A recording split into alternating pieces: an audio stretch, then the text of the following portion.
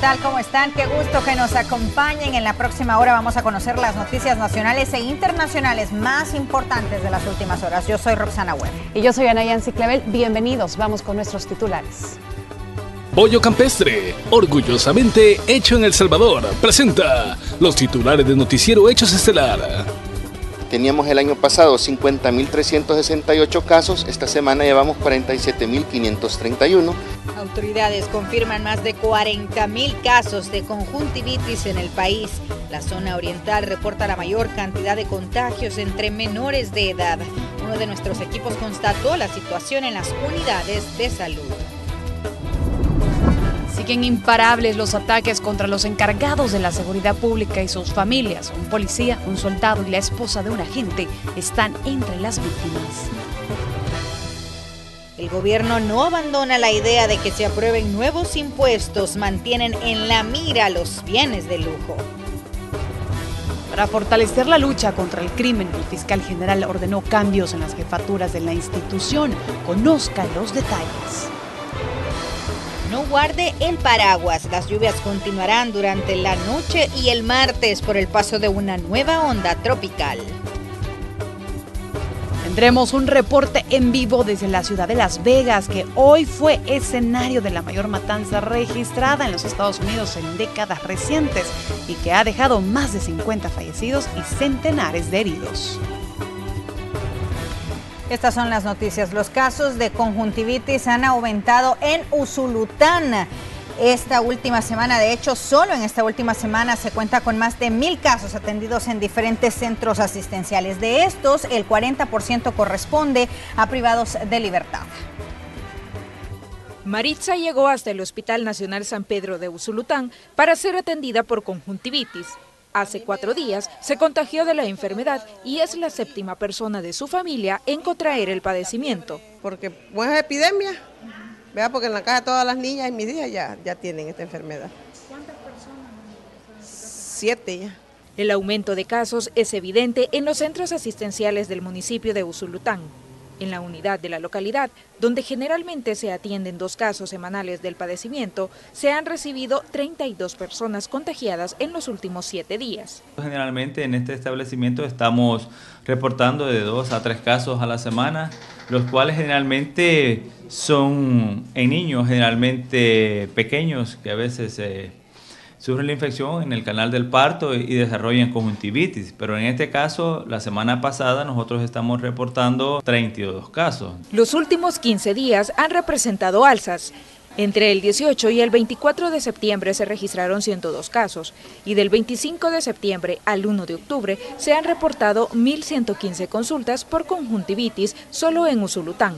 Los números tienen en alerta a las autoridades de salud, que atribuyen el brote a la población privada de libertad, pues de ahí provienen al menos 400 de los contagios. El inicio del brote, Bartolinas y centros penales, y ahí se empezó la transmisión masiva a otra población.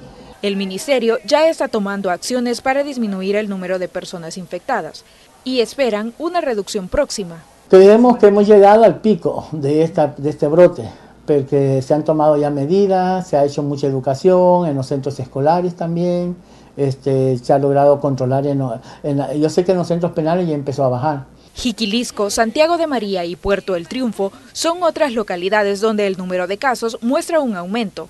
La conjuntivitis puede ser ocasionada por virus o bacterias, pero en el caso de Usulután, los expertos lo consideran un brote viral y solicitan a la población tomar las medidas higiénicas básicas en sus hogares para prevenir el contagio. Con imágenes de Ever Ábalos, este es un informe de Tatiana Funes. Y las autoridades de salud llaman a la población a tomar medidas preventivas ante este brote de conjuntivitis. A nivel centroamericano se ha registrado un incremento de casos de conjuntivitis y en el país se está monitoreando, ya que podría haber un aumento si no se toman las medidas preventivas, según las autoridades de salud. Al momento ya se contabilizan más de 4.000 casos. Con las conjuntivitis bacterianas, teníamos el año pasado 50.368 casos, esta semana llevamos 47.531, que significa un 6% menos comparado este año con el año pasado. Y nosotros pues estamos a la expectativa de que estamos empezando a observar eso y estamos atentos a hacer el análisis de información para informarles a ustedes. La zona oriental por ahora es el lugar donde se registran más casos, siendo los menores de edad los más afectados. Son los niños menores de 4 años, son los más afectados. En segundo lugar son los de 40 a 49 años y 50 a 59.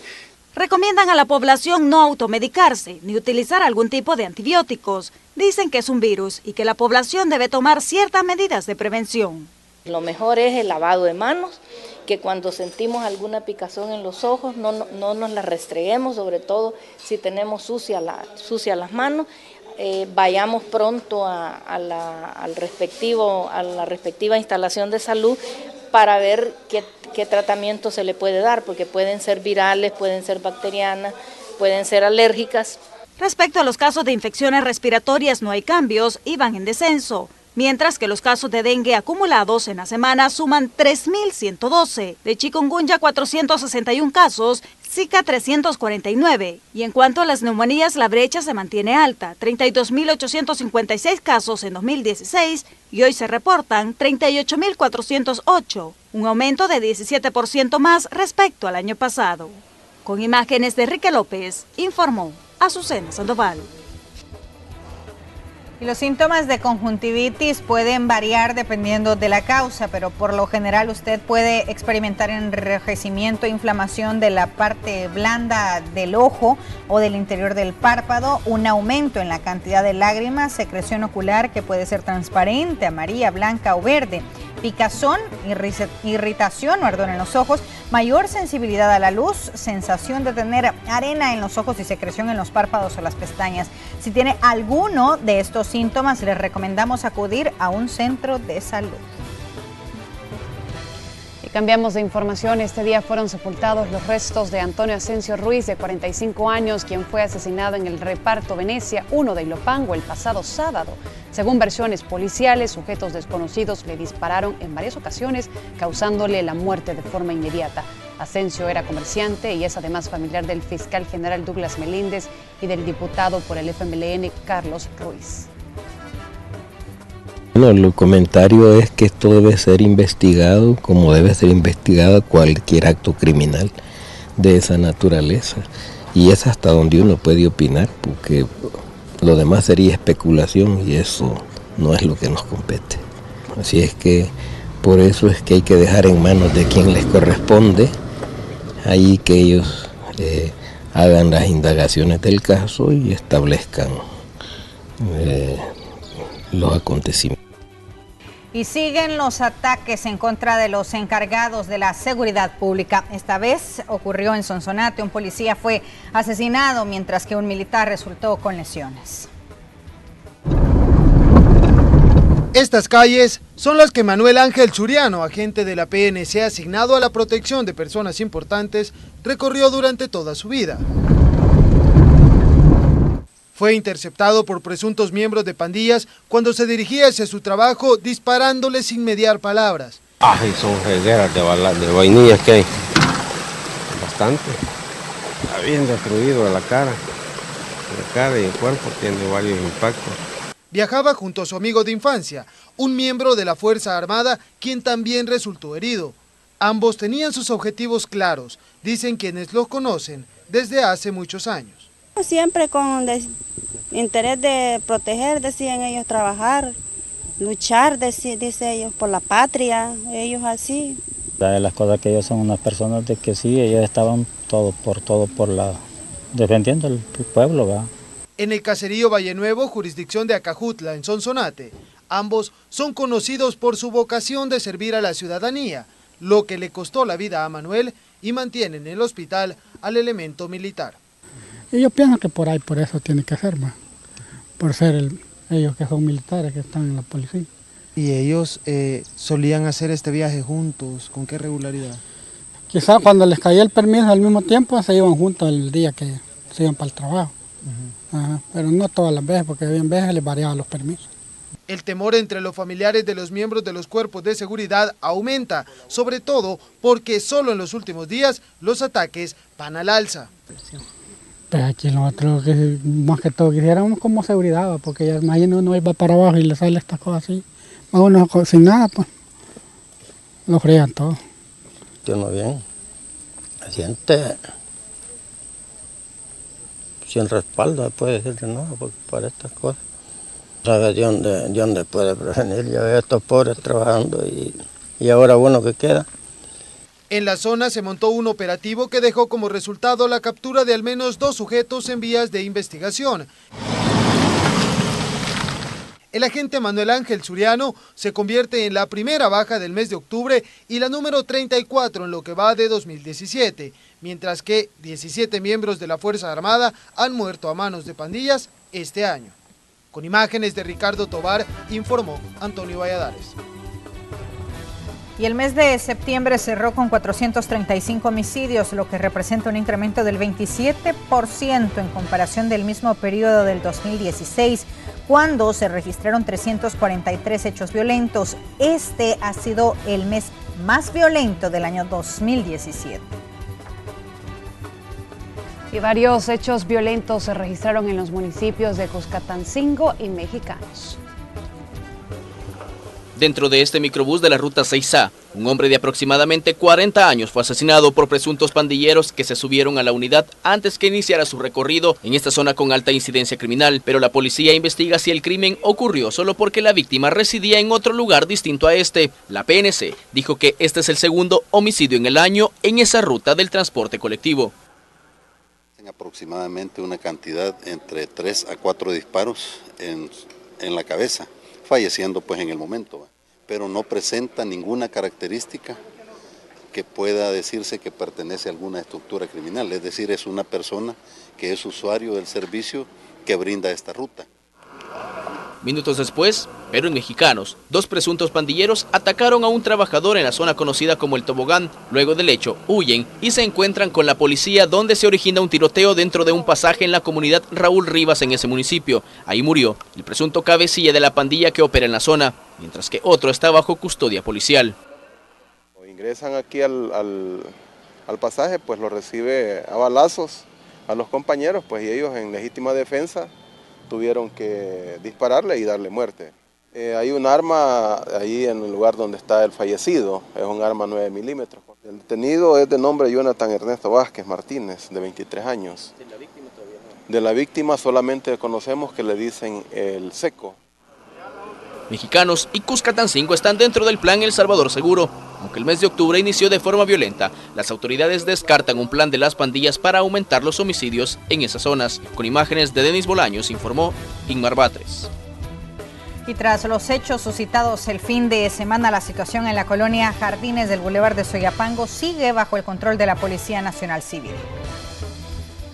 Una tensa calma se vive en la colonia Jardines del Boulevard en Soyapango. Elementos de la Fuerza Armada y de la policía se mantienen desplegados desde el fin de semana, luego que los vigilantes decidieran abandonar la colonia tras ser amenazados de muerte por supuestos grupos de pandillas. La presencia de los cuerpos de seguridad les permite a los habitantes continuar con su rutina normal. Aún así, el temor persiste. Eso sí, el temor y todo, pero fíjese que también confiando en Dios es lo principal, porque puede estar todo alrededor de gente y se le agradece, pero lo principal es que Dios esté con nosotros, pues, y que nosotros estemos confiados que Dios nos va a sacar adelante. La directiva de la residencia organizó un comité de autodefensa para asumir el rol de vigilancia y estar pendientes de quién sale y entra. Ahora, con el apoyo de autoridades de seguridad, el acceso a la colonia se mantiene restringido. Sé que aquí la verdad que no ha pasado nada y estamos bien. Y entonces nos tienen prácticamente por motivos de seguridad que no podemos dejarlos pasar.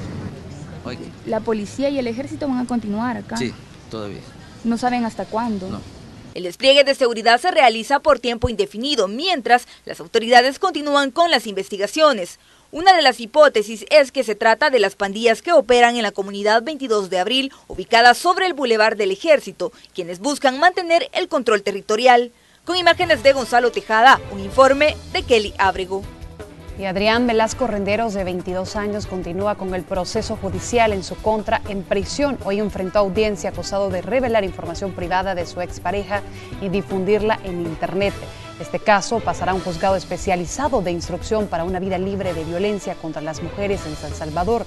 Las declaraciones de la víctima, así como peritajes informáticos, son, según la Fiscalía, pruebas suficientes para sustentar la acusación por los delitos de acoso sexual, difusión de pornografía, expresiones de violencia contra las mujeres, revelación indebida de datos o información de carácter personal y acoso a través de tecnología de la información.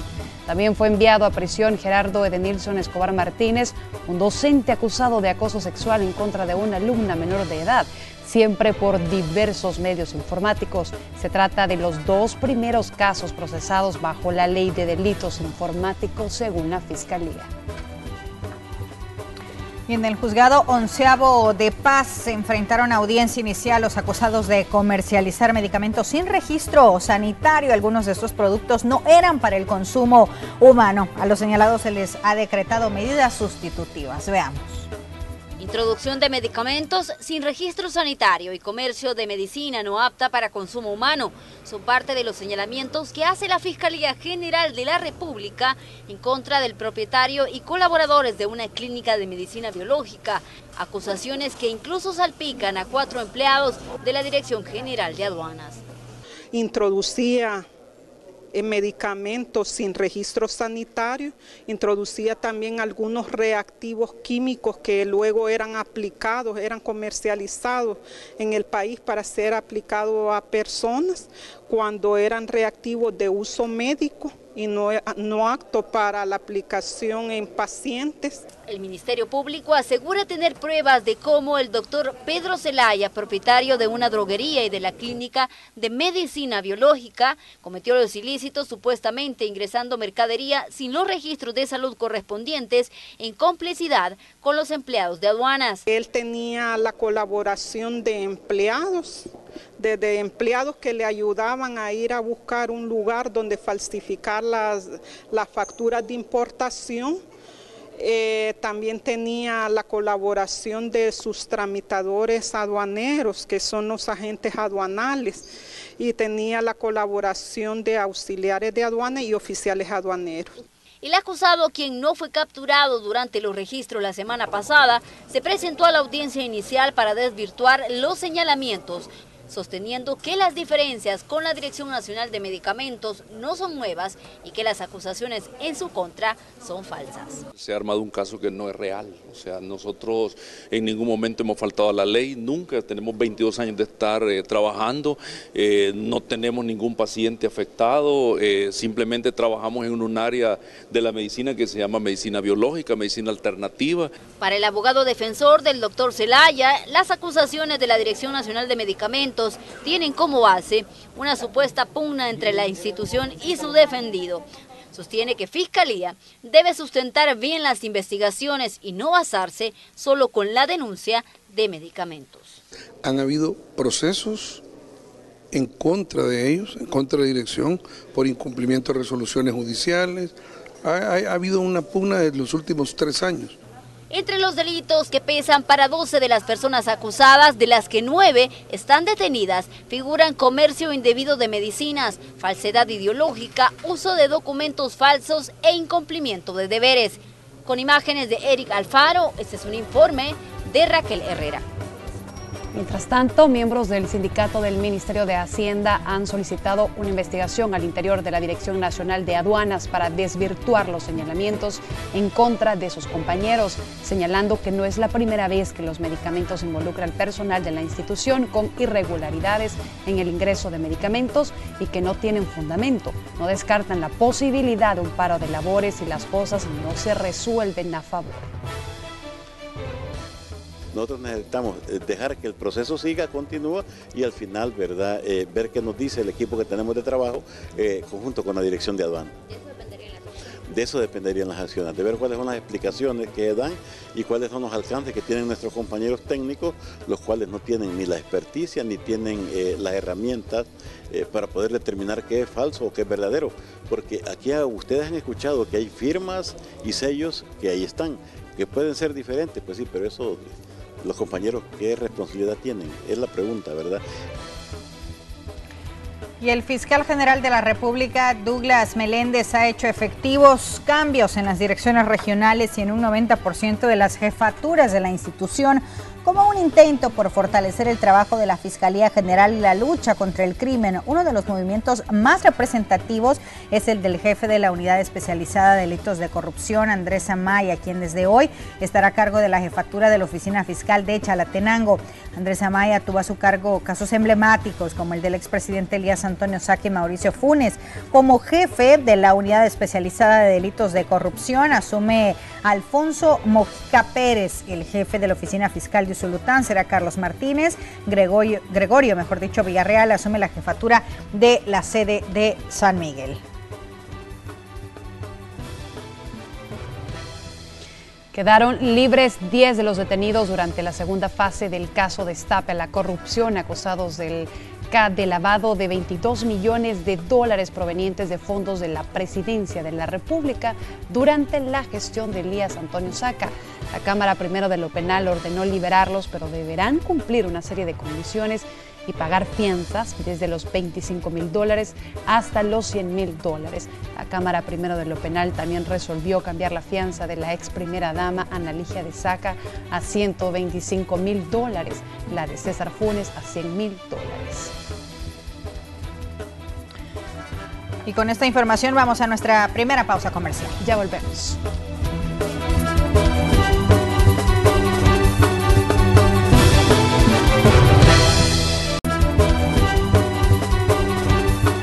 Gracias por continuar con nosotros. Y vamos hasta el Ministerio de Medio Ambiente con el meteorólogo Walter Flores. Adelante, buenas noches. Buenas noches, Walter. Adelante. ¿Qué podemos esperar para las condiciones del clima en las próximas horas? Muy buenas noches a ustedes que nos acompañan en los estudios y también a todos los televidentes a esta hora. Precisamente les cuento las condiciones del tiempo que tenemos en el territorio nacional. Actualmente tenemos lluvias en casi todos los alrededores de la cordillera volcánica del territorio, justamente del centro hacia el occidente, con muy buenas lluvias que han perdurado casi muy parte de la tarde, y para esta noche va a continuar ese panorama. Y no solamente eso, les quiero mostrar lo activa que se encuentra la zona de convergencia intertropical sobre la región nuestra. Esto que vemos acá, toda esta nubosidad es la zona de convergencia intertropical. Mucha humedad está llegando desde ese sector a la región de El Salvador, y también vemos esta onda tropical. Esta onda tropical que empieza a generar las primeras pulsaciones sobre la región nuestra, pero para el día de mañana martes y el día miércoles va a tener mayor incidencia sobre nosotros, y de hecho para el resto de la semana la condición de las lluvias se va a mantener muy similar. La zona de convergencia continúa muy activa, hay una baja también que tiene alto potencial, moderado potencial de desarrollo a esta hora al sur de Tehuantepec, México, y va a ser el sistema que va a estar generando lluvias importantes en el país. Bajo estas condiciones recomendamos, acate las recomendaciones de Protección Civil y de los diferentes cuerpos de seguridad. Las condiciones se van a mantener, los suelos están muy saturados ya a estas alturas de la época de lluvia. Igualmente los ríos muestran tener también muy buen caudal a estas fechas. Walter, preguntar, ya decía usted, se esperan lluvias para mañana martes y también para el miércoles, pero en cuanto a la intensidad, podrían ser del tipo temporal, es decir, tienen que preocuparse algunos sectores de la población que viven en zonas de riesgo. Efectivamente, las lluvias que estamos esperando son muy similares a las que ya hemos vivido. Es una situación, no es temporal porque tampoco se alcanzan acumulados tan altos, pero sí perduran en varios periodos. Tenemos lluvia en las primeras horas de la mañana, luego otro periodo que a partir de las 11 a mediodía vuelve a caer, volvemos a tener precipitaciones, y luego a finales de la tarde, media tarde, volvemos a tener otro periodo de lluvia. No se mantienen continuos en un solo sector, pero sí da la sensación de estar bajo una situación tipo atemporalada en el país. Y todo esto debido a que la zona de convergencia intertropical va a perdurar ahí, y de aquí al fin de semana las condiciones se ven muy similares. Muy bien, meteorólogo, ¿cuáles son exactamente esas recomendaciones que hay que seguir? Justamente bajo estas condiciones que yo les comento, que ya tenemos suelos muy saturados, si usted vive en una área de alto riesgo, no se quede en ese lugar. Lugares que ya son catalogados como altamente peligroso a que ocurran derrumbes, no se quede en ese lugar. Las autoridades de protección civil y los diferentes cuerpos de seguridad están sabedores de esa situación y es de acatar las recomendaciones que ellos brindan. Justamente si usted vive en una área de quebradas, en esas zonas es muy peligroso bajo estas condiciones, no es necesario que ni siquiera se tengan lluvias fuertes en la región como para que se formen o se generen algunos problemas. Muchas gracias, Walter. Walter Flores desde el Ministerio de Medio Ambiente y Recursos Naturales. A tomar en cuenta entonces esta información. Va a llover por los próximos 3 días al menos y esto por un temporal, por una onda tropical, mejor dicho. Muchas gracias y buenas noches. Saludos. Buenas noches. Bueno, nosotros vamos a revisar ahora los datos del informe preliminar de las afectaciones en las últimas horas según Protección Civil. 5 personas han fallecido, 1 ha resultado con lesiones, 57 permanecen en albergues, se reportan 22 derrumbes, 2 deslizamientos y viviendas inundadas, 36 es lo que reportan de manera preliminar las autoridades. Y hoy le hablaremos de una técnica para sembrar que poco a poco está ganando terreno en el país. Pero antes de eso les vamos a mostrar estas imágenes de las 6 familias que lo perdieron todo durante el deslave en el cantón El Charcón, en La Libertad, que permanecen albergadas en la casa comunal de la localidad, entre ellos 11 niños. Recordemos que habitantes de este lugar se vieron marcados por la tragedia. La semana pasada nosotros le compartíamos esta lamentable información luego que 4 miembros de una familia murieran soterrados durante las torrenciales lluvias de la semana pasada. Y ahora sí les vamos a hablar de una técnica para sembrar que poco a poco está ganando terreno en el país. Veamos.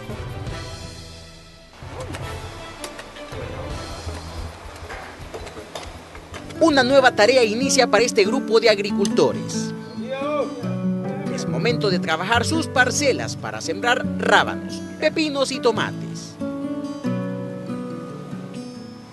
Quieren tener el producto listo para diciembre, porque saben que los precios son favorables. En este momento estoy preparando la tierra con cascajo para que tenga una mejor efectividad a la hora de sembrar los plantines. La proyección es obtener buenas cosechas y para lograrlo han decidido cultivar bajo mallas. Precisamente, le apostaron a las casas mayas, luego que años atrás sus cultivos fueran atacados por plagas. Lamentable, pero sembrar en campos abiertos en algunas zonas del país ya no es opción. Nosotros mismos hemos sido los causantes de darle resistencia a todos lo que son los patógenos, esporas y bacterias que tenemos en nuestro ambiente. Pues. Entonces, si nosotros tenemos una planta en campo abierto, tenemos el problema que tenemos muchos factores que nos pueden influir a que nos lleven una enfermedad, ya sea por bacteria, por hongo o plagas. ¿Por qué? Porque lo tenemos a campo abierto, no lo tenemos protegido. Las casas mayas se han convertido en alternativa segura de producción para pequeños agricultores que, apoyados por programas o por cuenta propia, han podido construirlas. Las ganancias son mayores porque el gasto en venenos es mínimo, ya que el control de plagas es posible, asegura don Héctor. Satisfecho, cuenta que tuvo una buena cosecha de tomates y aún sigue cortando, aunque sus matas literalmente ya murieron. Por lo menos se evita de ir a comprarlo al mercado, ¿verdad? Los productos los está cultivando en su propio hogar uno, ¿verdad? Eso pienso yo que son algunas ganancias para uno, ¿verdad? Que trabaja en la tierra. La misma experiencia de Evelyn, que en una zona rural de Aguachapán tiene todo listo para sembrar diversidad de plantines. Es segunda vez que lo hace así. La primera dice que le fue muy bien. Sacó los gastos y le quedó ganancia para cubrir varios compromisos. Todo lo contrario que años atrás, cuando sembraba de manera tradicional. Recuerda que las plagas terminaban con todo y la dejaban con tremendas deudas. Podemos, de nuestro producto cosechado, nos podemos dar tanto nuestra alimentación, tanto también así ayudar a nuestras comunidades cercanas de nuestro lugar, ¿verdad? Y asimismo, pues sí, sacar nuestras cosas necesarias, nuestras cosas personales. Hemos sido muy beneficiadas, gracias a Dios, ¿verdad? Se trata de una técnica que requiere inversión, pero garantiza, según los expertos, hasta el 95% de la producción esperada por el buen manejo de los cultivos. Con imágenes de Alfredo López, Julio Guevara, Noticiero Hechos. Y en otros temas, el gobierno insiste en que un pacto fiscal debe pasar por la aprobación de más deuda y la aprobación de impuestos focalizados.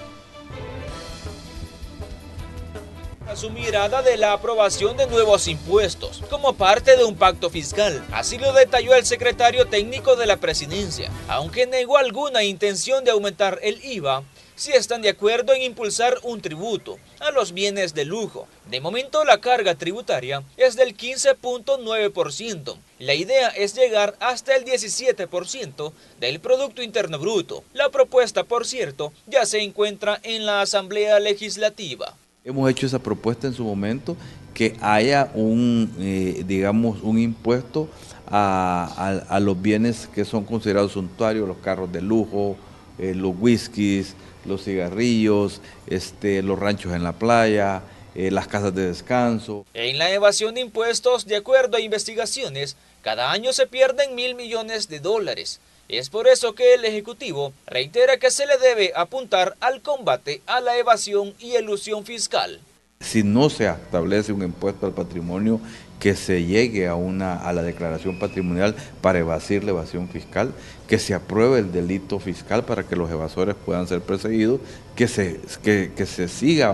se mantenga la autorización de los nombres de los que son evasoras. Medidas con las que deben estar de acuerdo las otras fuerzas políticas. Incluso el 10 de noviembre de 2016 se alcanzó el acuerdo que permitió la aprobación de 550 de $1.200 millones en bonos. Un acuerdo similar también se requiere para financiar 554 millones en el presupuesto 2018. Una parte es pensiones, otra parte es subsidio de energía, subsidio a gas, devoluciones de la renta, y solo en materia de incremento del servicio de la deuda tenemos 100 millones adicionales. Organismos financieros internacionales han recomendado disminuir el gasto público, la focalización de subsidios y la aprobación de tributos. Con imágenes de Juan Castellanos, informó Raúl Hernández. Y esta semana iniciará de lleno la discusión sobre el presupuesto general 2018 en la Asamblea Legislativa. Legislativas ya calientan el debate para la aprobación del presupuesto general de la Nación 2018. Para eso se necesitan 56 votos, es decir, buscar el respaldo de Arena, pero el tricolor sostiene que estudiarán a profundidad cada rubro en el plan de gastos, pues este contempla emitir bonos por $554 millones para financiarlo. Tenemos que ver a dónde se ha ajustado, dónde vienen esos gastos escondidos del buen vivir, para poder hacer los recortes necesarios y que sea una realidad por la misma situación en que está viviendo, que tendríamos que darle prioridad a la seguridad pública, a salud pública, a educación. Pero las reuniones bilaterales ya se están dando. El oficialismo está consciente que necesita contar con Arena para su aprobación y esperan poder hacerlo antes que termine el año. Pero eso requiere no solo el análisis de eso, sino que la voluntad política de sacar al país. Pero ellos siempre cuidan sus intereses. No una vez empiece la programación del presupuesto aquí, la discusión, lo ideal es aprobarlo este año. Mientras que los diputados clave, es decir, los de Gana, esperan que el Ejecutivo pueda finalizar los acercamientos para que el aval pueda ser unánime. Nosotros esperamos como Gana que sí, pero en este caso es el gobierno el que tendrá que explicar y convencer a los diputados, tanto de Gana como los de Arena y el resto de partidos políticos, cuál va a ser la forma en que va a tener que financiarse estos más de 500 millones de dólares. En la plenaria del miércoles se espera que el Pleno conozca la introducción del proyecto de ley para que luego pase a ser discutido en la Comisión de Hacienda. Con imágenes de Denis Bolaños, informó Inmar Batres. Y este mes hay aumento en el precio del gas licuado, incrementarán entre 31 centavos y $1.08. Los precios, que se mantendrán hasta el 31 de octubre, reflejan, según el Ministerio de Economía, el impacto también de los huracanes en los costos de producción de derivados. El tambo de 25 libras tendrá un precio en tiendas de $11.84, mientras que el de 20 libras, $9.54, el de 10 libras, $4.90. Y los salvadoreños en Estados Unidos fue abordada hoy por el canciller en la entrevista de Hechos. El canciller de la República habló de las buenas expectativas sobre el estado migratorio de más de 200,000 compatriotas. El gobierno de El Salvador continúa realizando esfuerzos para que los compatriotas que residen en los Estados Unidos y están acogidos bajo los programas Estatus de Protección Temporal y la Acción Diferida para los Llegados en la Infancia sigan gozando de beneficios migratorios. En la entrevista de Hechos AM, el canciller de la República dio detalles de las actividades a realizar en los próximos días para proyectar el trabajo de la población migrante salvadoreña. Vamos a invitar a tomadores de decisiones, a empresarios de la industria de la construcción, de manera que no solo se visualice el aporte que da nuestra población, sino que también estas personas puedan testificar el aporte importante que la población TPS da en los Estados Unidos. El gobierno pretende contribuir en que la nación norteamericana tome una decisión favorable para la población salvadoreña. Según el canciller Hugo Martínez, existe una alta probabilidad de que en noviembre próximo se tenga una respuesta sobre el TPS para los más de 190,000 compatriotas. En visitas anteriores, las autoridades han dado a conocer el aporte que hace la comunidad salvadoreña a la economía estadounidense. Solo en Seguridad Social y Medicare aportan unos $500 millones al año. Además de eso, el 95% es población económicamente activa, fuerza laboral neta, todos tienen un empleo o más de un empleo. Luego el 53% de los compatriotas tiene una hipoteca, o sea, está pagando a través de préstamos bancarios una vivienda. Pese a que existe incertidumbre en el tema de deportaciones, el canciller hizo énfasis en que este año hay una considerable reducción. Hasta finales de agosto, principios de septiembre, llevábamos unos 11,000 deportados, en comparación con alrededor de 21,000 que fueron deportados el año pasado. Entonces, se ha reducido en alrededor de un 40% las deportaciones de Estados Unidos y las deportaciones de México se han reducido en un 60%. Según datos de la Embajada estadounidense, de 190,000 salvadoreños acogidos bajo el estatus de protección temporal, hay cerca de 60,000 que ya mejoraron su estatus. Katy Ramos, Noticiero Hechos. Y el Ministerio de Relaciones Exteriores presentó la iniciativa denominada El Salvador es tu casa, dirigida a compatriotas retornados al país. El objetivo es establecer un mecanismo interinstitucional de información y coordinación de asistencia. En los últimos meses se ha entregado capital semilla a 147 compatriotas retornados. ¿Qué proyecciones tenemos para 2018? Pues la apertura de 4 nuevas ventanillas departamentales para alcanzar unas 9 ventanillas en el territorio, ¿verdad?, para mejorar y ampliar la cobertura en la atención. Igual, el fortalecimiento institucional de las 9 ventanillas territoriales y de recepción con apoyo de Médicos del Mundo y de la OIM. Ahí también tenemos el apoyo de agencias de cooperación. La apertura de 2 ventanillas especializadas en atención a la mujer retornada, con fondos de AECID también, que ya lo tenemos ahí trabajado. Y en otra información, trabajadores sindicalizados de ANDA nuevamente protestaron esta mañana en demanda del retraso en el pago de horas extra, nocturnidad, vacaciones y salario de trabajadores eventuales.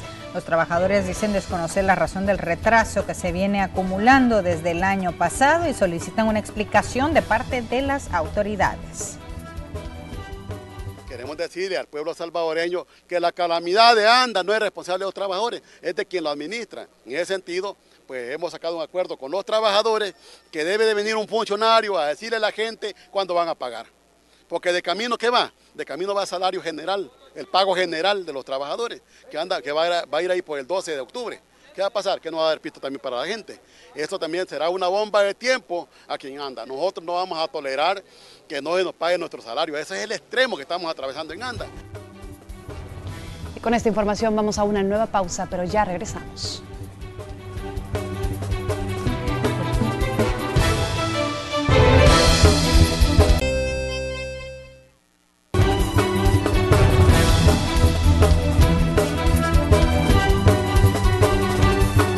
Iniciamos con las noticias internacionales. Casi 60 muertos y más de 500 heridos es el saldo de las peores masacres registradas en Estados Unidos, esto específicamente en Las Vegas.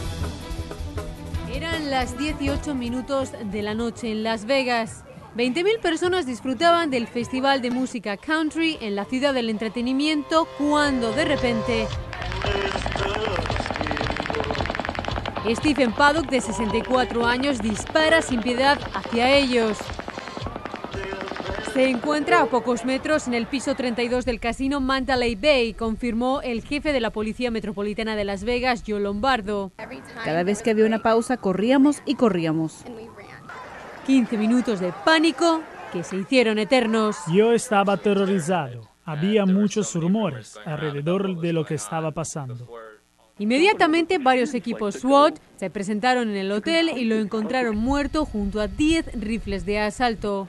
Su hermano, Eric Paddock, desde Orlando, dijo estar conmocionado.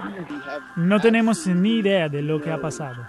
El saldo es de más de 55 personas muertas y más de 500 heridos. Se trata del mayor tiroteo en la historia de Estados Unidos, por lo que se trabaja sin descanso para esclarecer los hechos. Según la policía, el autor no tenía ningún antecedente criminal y calificó los hechos como obra de un lobo solitario. Begoña Sevilla, Voz de América, Washington.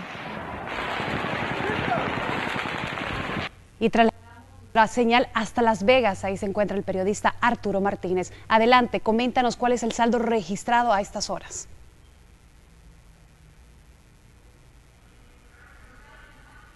59 víctimas y más de 525 heridos que se encuentran en distintos hospitales de la ciudad de Las Vegas. Ahora mismo nos encontramos frente a una de las múltiples vigilias que se han organizado en la ciudad para homenajear a las víctimas. De momento poco más se sabe del asesino Stephen Paddock, que se sabe que era original de Nevada, que tenía licencias para comprar armas y que en la habitación del hotel Mandalay Bay, donde acometió este múltiple asesinato, tenía también varias armas e incluso rifles, más de 10 según confirman las autoridades, pero de momento no se ha encontrado ningún vínculo con otro grupo extremista o se desconocen los motivos que empujaron a cometer este terrible masacre.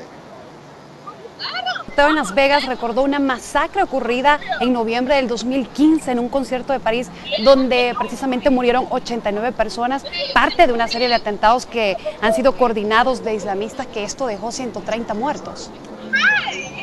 Sí, en efecto, el Estado Islámico reclamó en un principio la autoría de esta masacre e incluso dijo que Stephen Paddock estaba vinculado a la religión musulmana, se había convertido al islamismo desde hacía unos meses. Sin embargo, el FBI ha desmentido esas afirmaciones y desmiente que haya un vínculo entre el asesino y el Estado Islámico. Se dice que la policía identificó al atacante como que vivía en una comunidad para jubilados en el Mezquite, en Nevada, pero aún, como tú lo has mencionado, no se ha podido determinar todavía el ataque.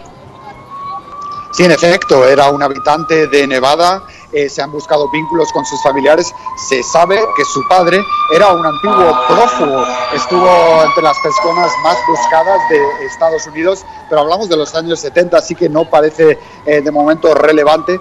Se ha contactado con su hermano, que ahora habita en Florida, y que nos ha comentado que se ha mostrado muy sorprendido con la actuación de su hermano, no se la esperaba. Se sabe también que estuvo casado, pero ahora ya estaba divorciado, y su mujer, su exmujer, que se encontraba viviendo en California, hacía tiempo que no hablaba con él. Además, ahora mismo tenía una pareja de origen asiático que no se encontraba en Estados Unidos durante el acto, durante la masacre. Así que tampoco se ha podido vincular de momento a esta tragedia. Arturo, ¿el presidente Donald Trump se hará presente esta semana en Las Vegas? Sí, el presidente Donald Trump tenía un viaje pronosticado a Puerto Rico y sin embargo lo ha retrasado para acudir a Las Vegas este miércoles, donde participará, suponemos, en un acto de homenaje a las víctimas. Ok, muchísimas gracias, Arturo, por informarnos desde Las Vegas. Buenas noches. Buenas noches a vosotros, aquí estaremos para informarles.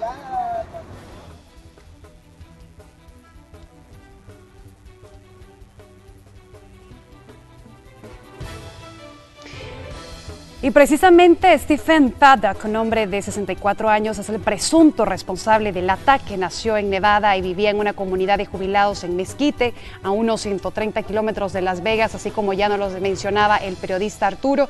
Era un contador retirado sin antecedentes criminales. De acuerdo a su familia, no era un hombre fanático de las armas, era bastante callado. Había hecho dinero a través de negocios con apartamentos que poseía. Incluso tenía licencia para volar aviones pequeños y poseía 2 aeronaves. Acostumbraba a viajar a Las Vegas para apostar y asistir a conciertos. Otro dato que salió a luz es que su padre, Patrick Paddock, estuvo durante un tiempo en la lista de personas más buscadas por el FBI. Había sido diagnosticado con psicopatía y era conocido por el robo de bancos con armas de fuego. El hombre murió en 1998 tras permanecer varios años prófugo. Y tenemos más información de parte de nuestra compañera Roxana Webb. Adelante. Gracias, Ana Yancy. Cuando son las 8 de la noche con 49 minutos vamos a echar un vistazo a una gráfica que nos va a mostrar algunos de los tiroteos que han causado más muertes en los Estados Unidos. Esto desde 1991, cuando se tiene un registro. Usted lo ve en pantalla y ya lo veníamos diciendo desde que comenzábamos con la emisión estelar de noticias. En Las Vegas hemos hablado de más de 50 muertos, es decir, el más letal tiroteo en la historia de los Estados Unidos. Posteriormente ve en pantalla algunos de los otros lugares en los que también se ha registrado una buena cantidad de muertos.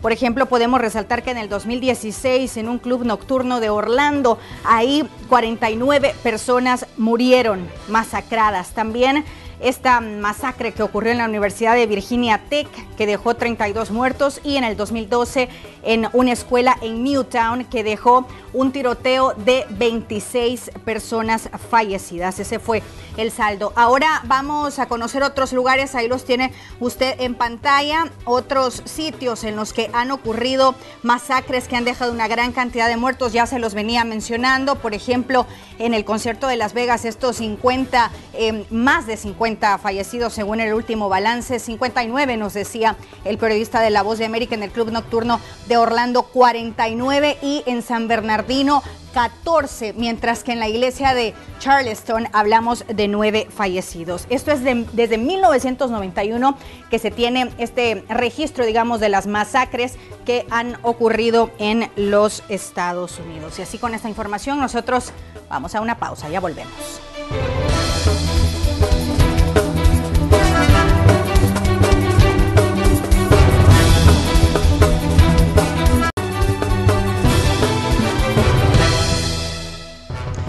Para que se den una vuelta por la feria, tu dinero a tiempo con las remesas Fedecases. Son más de 100 agencias en todo El Salvador y presencia en todo el mundo.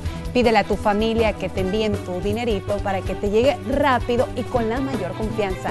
Con la red de cooperativas Fedecases siempre está cerca. Vamos nosotros a seguir con más noticias. La próxima semana se realizará a nivel nacional un simulacro ante un sismo. Si esto llegara a ocurrir, van a participar estudiantes y empleados públicos en todo el país.